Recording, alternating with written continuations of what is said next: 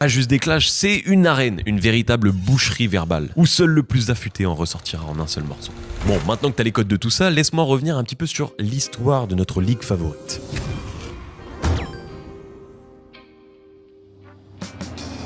Comme je vous l'ai expliqué juste avant, les RC n'auraient jamais vu le jour sans les Word Up. Et ça, c'est pas moi qui le dis, c'est Donny S, le créateur des RC. Et oui, à l'époque, il travaille pour Bound to This, c'est en gros l'ancêtre de Bouscapé, s'il faut résumer. Et notre cher Donny est l'un des premiers à s'intéresser au rap québécois. Puis j'étais le premier à vraiment m'intéresser au rap keb, comme 2009-2010. Puis je fais une interview de Maybe, puis on commence à parler après. Puis tu sais, je lui dis que ouais, j'aime bien le Word Up, etc., etc. Puis il me fait pourquoi tu le fais pas en France? Tu sais, j'y avais jamais pensé. Puis au bout d'un moment, je me suis dit, tu sais quoi, regarde, j'attends mon visage, je fais rien, fais le RC.